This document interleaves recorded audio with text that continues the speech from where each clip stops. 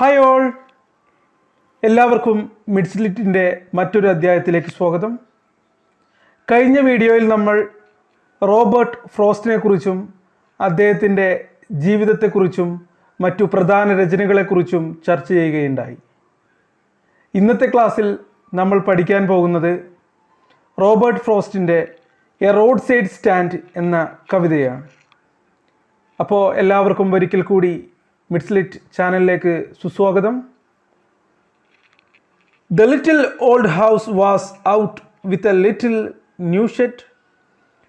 In front, at the edge of the road where the traffic sped, a roadside stand that too pathetically pled. It would not be fair to say for a doll of bread, but for some of the money, the cash, whose flow supports the flower of cities from sinking and withering faint. So the poem starts with the description of a stand, a roadside stand. And a farmer has put up the stand outside his house along a highway, hoping that the passing cars would buy his produce. He is trying to earn some money not by begging but by selling what he has produced in his farms. This way he supports cities from going into ruins.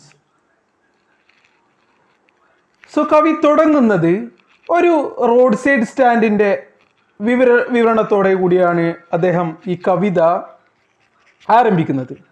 തൻ്റെ വീടിനടുത്ത് ഹൈവേയോട് ചേർന്ന് ഒരു കൃഷിക്കാരൻ ഒരു stand ഉണ്ടാക്കിയിട്ടുണ്ട്. ആ വീടിനോട് ചേർന്നിട്ടാണ് അത് ഉണ്ടാക്കിയിട്ടുള്ളത്. കാറിൽ പോകുന്ന ആൾക്കാർ തൻ്റെ ഉൽപ്പന്നങ്ങൾ, തൻ്റെ ഫാമിൽ താൻ കൃഷി ചെയ്തുണ്ടാക്കിയ ഉൽപ്പന്നങ്ങൾ അത് കണ്ടുകൊണ്ട് അവർ കുറച്ചത് വാങ്ങും എന്നാണ് ഈ റോഡ് സൈഡ് സ്റ്റാൻഡ് നിർമ്മിച്ച കർഷകൻ്റെ ആശ. കാരണം കർഷകന് കുറച്ച് കാശ് വേണം. പക്ഷെ അത് ഒരിക്കലും അദ്ദേഹം യാചിച്ചുകൊണ്ടൊന്നും അല്ല അദ്ദേഹത്തിന് വേണ്ടത്. അദ്ദേഹത്തിന് തൻ്റെ പരിശ്രമം കൊണ്ട് താൻ ഉണ്ടാക്കിയെടുത്ത തൻ്റെ ഫലങ്ങൾ അത് വിറ്റുകൊണ്ടാണ് അയാൾ പണം ഉണ്ടാക്കാൻ ശ്രമിക്കുന്നത്. അല്ലാതെ ആരോടും യാചിക്കുകയൊന്നും അല്ല അദ്ദേഹം ചെയ്യുന്നത്. അദ്ദേഹം തൻ്റെ ഫാമിൽ താൻ തന്നെ കൃഷി ചെയ്ത് ഉണ്ടാക്കിയ ഫലങ്ങൾ വിറ്റുകൊണ്ടാണ് അയാൾ പണം ഉണ്ടാക്കാൻ വേണ്ടിയിട്ട് ശ്രമിക്കുന്നത്. മാത്രമല്ല, this way he supports cities from going into ruins. തൻ്റെ ഉൽപ്പന്നങ്ങൾ നൽകിക്കൊണ്ട് അയാൾ സിറ്റിയെ തീറ്റിപ്പോറ്റുകയും ചെയ്യുന്നുണ്ട്. ഇത്രയുമാണ് ആദ്യത്തെ ഒരു സ്റ്റാൻസയിൽ അദ്ദേഹം പറയുന്നത്. ഇനി നമുക്ക് അടുത്ത സ്റ്റാൻസയിലോട്ട് പോകാം. The polished traffic passed with a mine ahead, or if ever aside a moment, then out of sorts at having the landscape made with the artless paint of signs that with end turned wrong and s turned wrong offered for sale wild berries in wooden courts, or crook-necked golden squash with silver warts, or beauty rest in a beautiful mountain sea. So, unfortunately, no passers-by stop their cars and buy his things. നിർഭാഗ്യവശാൽ ആരെന്ത് ചെയ്യുന്നില്ല, വണ്ടി നിർത്തിയ അയാളുടെ ഉൽപ്പന്നങ്ങൾ വാങ്ങുന്നില്ല. നമുക്കൊക്കെ അറിയാം, നമ്മളൊക്കെ ദിവസേന റോഡുകളിൽ പോകുമ്പോൾ കാണുന്നൊരു കാഴ്ചയാണിത്. ഇപ്പോൾ പ്രത്യേകിച്ചും കോവിഡ് ആയപ്പോൾ, ഒരു കോവിഡ് കാലഘട്ടത്തിൽ ഒരുപാട് പേർക്ക് തങ്ങൾ ചെയ്തുകൊണ്ടിരുന്ന ജോലി ഇല്ലാതായി. അതിൻ്റെ പേരിൽ ഇങ്ങനെ തെരുവ് കച്ചവടത്തിനിറങ്ങിയ പല ആളുകളെയും നമുക്ക് കാണാൻ സാധിക്കും. ആളുകൾ അതുവഴി കടന്നു പോകുന്നുണ്ട്, പക്ഷെ ആരും അദ്ദേഹത്തിൻ്റെ സാധനങ്ങളൊന്നും വാങ്ങിക്കുന്നില്ല. Moreover, even if someone stares at the direction of the stand, he only criticizes the badly painted north and south signs without even once noticing the wild berries and squash for sale. അപ്പോൾ ആരും വണ്ടിയൊന്നും നിർത്തുന്നില്ല. അങ്ങോട്ടും ഇങ്ങോട്ടും ആളുകൾ പോയിക്കൊണ്ടേയിരിക്കുകയാണ്. നിർത്തുന്ന ആരെങ്കിലും ഒന്ന് നിർത്തി കഴിഞ്ഞാൽ അവരെന്ത് ചെയ്യും? അവിടെ തെറ്റായിട്ട് വരച്ചു വച്ചിരിക്കുന്ന സൈൻ ബോർഡുകളെ, നോർത്ത്, തെക്കോട്ടും വടക്കോട്ടും ഒക്കെ പോകുന്ന സൈൻ ബോർഡിലെ പിഴവ് ചൂണ്ടിക്കാണിച്ച് അതിനെ വിമർശിക്കാൻ വേണ്ടി മാത്രം നിർത്തും. അങ്ങനെ നിർത്തുന്ന ആളുകളൊന്നും they even once noticing the wild berries and squash for sale. അയാളുടെ പച്ചക്കറികളും പഴങ്ങളും വിൽക്കാൻ വെച്ച സാധനങ്ങളൊന്നും ഈ ആളുകൾ എന്ത് ചെയ്യുന്നില്ല, മൈൻഡ് ചെയ്യുന്നില്ല. You have the money, but if you want to be mean, why keep your money this closely and go along? The hurt to the scenery wouldn't be my complaint, so much as the trusting sorrow of what is unsaid. Here far from the city we make our roadside stand and ask for some city money to feel in hand, to try if it will not make our being expand and give us the life of the moving pictures promise that the party in power is said to be keeping from us. So the farmer tells the rich to keep their money if they want to be so cruel and mean. കർഷകൻ പറയുകയാണ്, കർഷകൻ അദ്ദേഹത്തോട് തന്നെ സ്വയം പറയുകയാണ്, നഗരവാസികൾക്ക്, സിറ്റിയിൽ താമസിക്കുന്ന ആളുകൾക്ക് ഞങ്ങളുടെ ഉൽപ്പന്നങ്ങൾ, ഞങ്ങളുടെ പഴങ്ങളും പച്ചക്കറികളും ഒന്നും വേണ്ടെങ്കിൽ വേണ്ട, അവരുടെ പൈസ അവരുടെ പോക്കറ്റിൽ തന്നെ അങ്ങനെ കടന്നോട്ടെ, ഞങ്ങൾക്ക് അവരുടെ പൈസ വേണ്ട, അവരുടെ പൈസ അവരുടെ പോക്കറ്റിൽ തന്നെ കിടന്നോട്ടെ. ബട്ട് അവർക്കൊരു കാര്യം ഇഷ്ടപ്പെടുന്നില്ല, ഈ ഒരു അവഗണനയുണ്ട്, അത് അവർക്ക് തീരെ ഇഷ്ടപ്പെടുന്നില്ല. He is not heard that they do not notice the stand, but he is hurt at the way he is treated and ignored. ഈ വന്നു പോകുന്ന വാഹനങ്ങളിലൂടെ കടന്നു പോകുന്ന ആളുകൾ അവരുടെ പ്രൊഡക്റ്റ് ശ്രദ്ധിക്കാത്തതിൽ ഇവർക്ക് പരാതിയില്ല. പക്ഷേ ഇവർ കാണിക്കുന്ന ഒരു മനോഭാവമുണ്ട്, ഒരു പുച്ഛത്തോടുകൂടിയും അവഗണനയോടൊക്കെ കൂടിയിട്ടുള്ളൊരു നോട്ടമുണ്ട്. ആ ഒരു നോട്ടം ആണ് ഇവരെ വേദനിപ്പിക്കുന്നത്, ഈ പാവപ്പെട്ട ഷോപ്പ് കീപ്പേഴ്സിനെ വേദനിപ്പിക്കുന്നത്. And he wishes for some city life and he needs money for it. മറ്റുള്ളവരെ പോലെ ഒരു നഗര ജീവിതം ഈ പാവപ്പെട്ടവരും ആഗ്രഹിക്കുന്നു. അവരുടെ ഒന്നും അളവിലല്ലെങ്കിൽ കൂടിയും ചെറിയ തോതിലുള്ള ഒരു സിറ്റി ലൈഫ് ഇവരും ആഗ്രഹിക്കുന്നുണ്ട്. അതിനു വേണ്ടിയിട്ട് ഇവർക്ക് പണവും ആവശ്യമുണ്ട്. And he has seen city life in movies and other media, but the political parties are denying him all that enjoyable life. കാരണം വ്യാമോഹിപ്പിക്കുന്ന, എല്ലാവരെയും ഫാസിനേറ്റ് ചെയ്യുന്ന, എല്ലാവരെയും വളരെയധികം അതിമോഹിപ്പിക്കുന്ന ഒരു നഗരജീവിതം അയാൾ സിനിമയിലും മറ്റ് മാധ്യമങ്ങളിലും ഒക്കെ കണ്ടിട്ടുണ്ട്. But the political parties are denying him all that enjoyable life. പക്ഷേ ഇത്തരത്തിലുള്ള ഒരു സ്വപ്ന ജീവിതം യാഥാർത്ഥ്യമാക്കാൻ വേണ്ടിയിട്ട് അവിടുത്തെ പൊളിറ്റിക്കൽ പാർട്ടികളും സ്ഥലക്കച്ചവടക്കാരും സമ്മതിക്കുന്നില്ല എന്നുള്ളതാണ് ഈ ഒരു ഘട്ടത്തിൽ അവരുന്നയിക്കുന്ന പരാതി.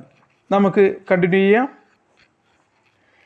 It is in the news that all these pitiful kin are to be bought out and mercifully gathered in to live in villages next to the theatre and the store, where they won't have to think for themselves anymore, while greedy good dogs, beneficent beasts of prey, swarm over their lives, enforcing benefits that are calculated to soothe them out of their wits, and by teaching them how to sleep, they sleep all day, destroy their sleeping at night the ancient way.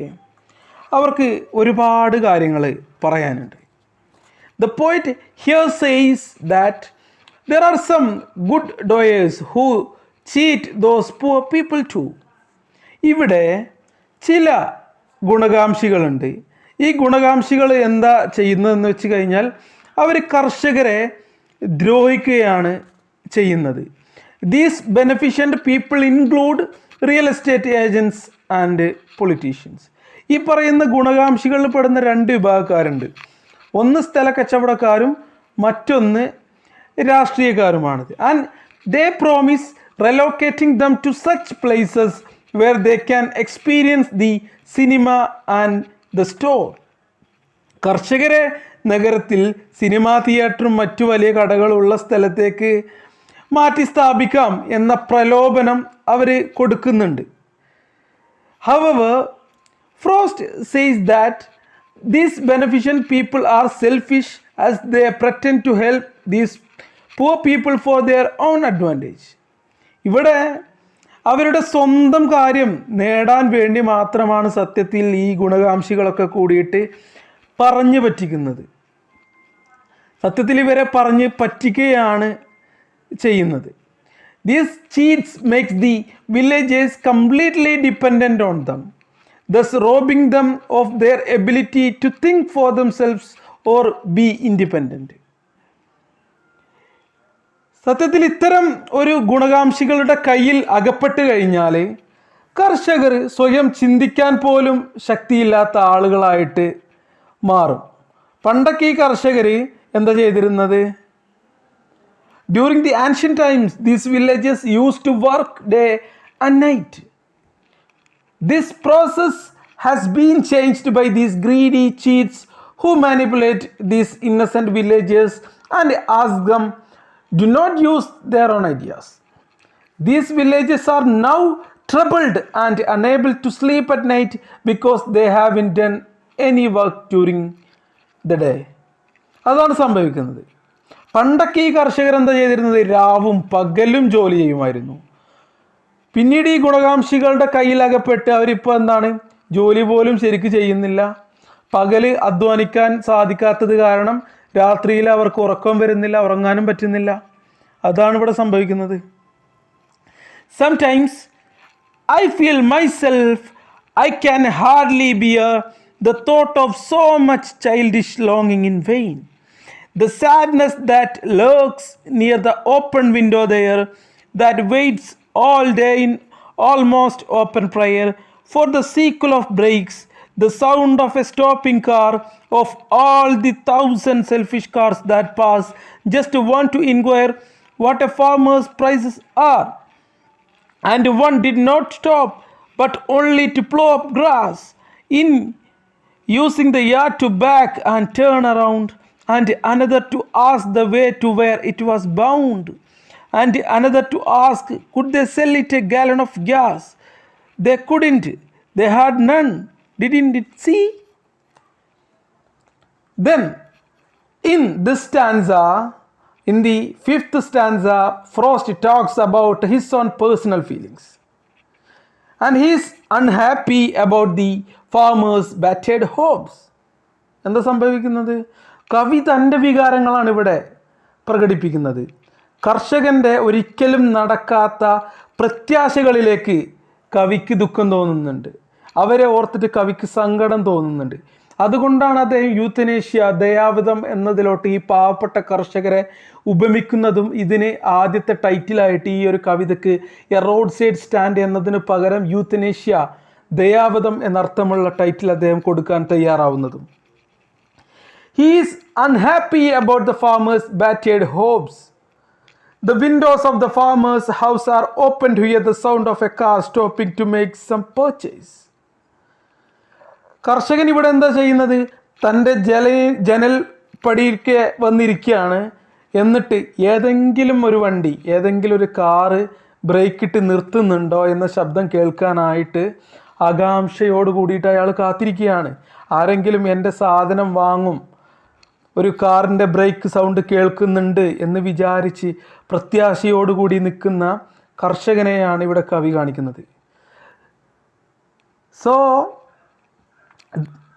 however, the farmers are always disappointed as the cars stop either to inquire about the road, to see if there is any petrol around, or ask the price of the goods, or just to use the yard to reverse the car.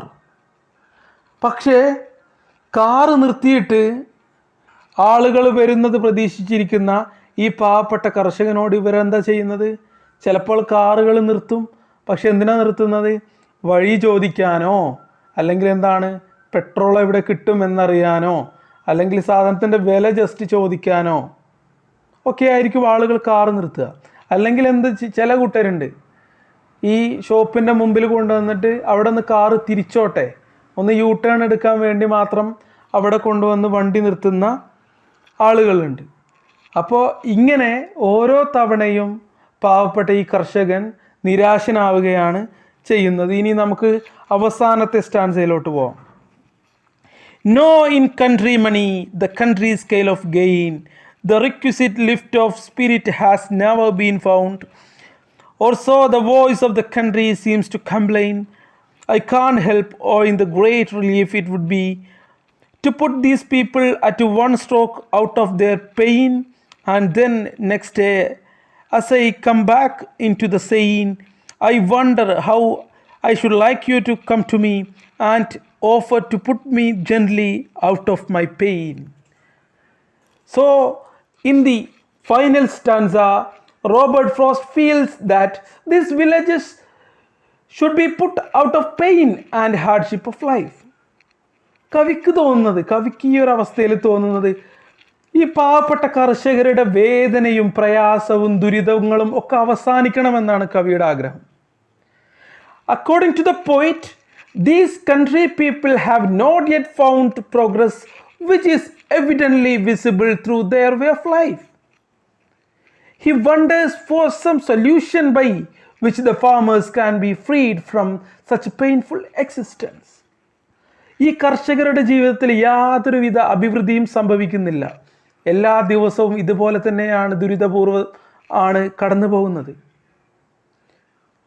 ഈ ഒരു അവസ്ഥയിൽ ഈ പാവപ്പെട്ട കർഷകരുടെ പ്രശ്നപരിഹാരത്തിന് എന്തെങ്കിലും വഴിയുണ്ടോ എന്ന് കുലങ്കഷമായി ആലോചിക്കുക മാത്രമാണ് കവി ചെയ്യുന്നത്. അല്ലാതെ അദ്ദേഹത്തിനൊരു പരിഹാരമാർഗം മുന്നോട്ട് വയ്ക്കാനൊന്നും സാധിക്കുന്നില്ല. ഇത്രയുമാണ് ഈ കവിതയിൽ പറയുന്നത്. അപ്പോൾ പ്രധാനമായും ഈ പാവപ്പെട്ട കർഷകരുടെ പ്രയാസമാണ് പറയുന്നത്. ഇപ്പോൾ നിങ്ങൾക്ക് മനസ്സിലായിട്ടുണ്ടാവും എന്തുകൊണ്ടാണ് യുത്തനേഷ്യ ദയാവധം എന്ന ഒരു ടൈറ്റിൽ ആദ്യം കവി ഈ കവിതയ്ക്ക് പ്രിസ്ക്രൈബ് ചെയ്തത്. പിന്നീട് അദ്ദേഹം റോഡ് സൈഡ് സ്റ്റാൻഡ്സ് എന്ന് മാറ്റുകയാണ് അദ്ദേഹം ചെയ്തത്. അപ്പോൾ ഇത്രയൊക്കെയാണ് ഈ കവിതയെക്കുറിച്ച് പറയാനുള്ളത്. അപ്പോൾ ആധുനികത എങ്ങനെ പാവപ്പെട്ടവരുടെ ജീവിതത്തിനെ തകിടം മറിക്കുന്നു എന്നൊക്കെ നമുക്ക് ഈ കവിതയിലൂടെ കാണുവാൻ സാധിക്കും. അപ്പോൾ വീഡിയോ കണ്ട എല്ലാവർക്കും നന്ദി. മറ്റൊരു വീഡിയോയുമായി ഉടൻ തന്നെ എത്തും. അപ്പോൾ ഈ ചാനൽ സബ്സ്ക്രൈബ് ചെയ്യാത്ത ആളുകൾ ഒന്ന് സബ്സ്ക്രൈബ് ചെയ്യുക. നമ്മുടെ എല്ലാ ക്ലാസ്സുകളും ഈ ചാനലിൽ അപ്ലോഡ് ചെയ്യുന്നതായിരിക്കും. കാലിക്കറ്റ് യൂണിവേഴ്സിറ്റി ഡിഗ്രി PG വിദ്യാർത്ഥികൾക്ക് ആവശ്യമായ പരമാവധി ക്ലാസ്സുകൾ ഈ ചാനലിലൂടെ നമ്മൾ അപ്ലോഡ് ചെയ്യുന്നതായിരിക്കും. അപ്പോൾ എല്ലാവരും ചാനൽ ഒന്ന് സബ്സ്ക്രൈബ് ചെയ്യുക. Thank you.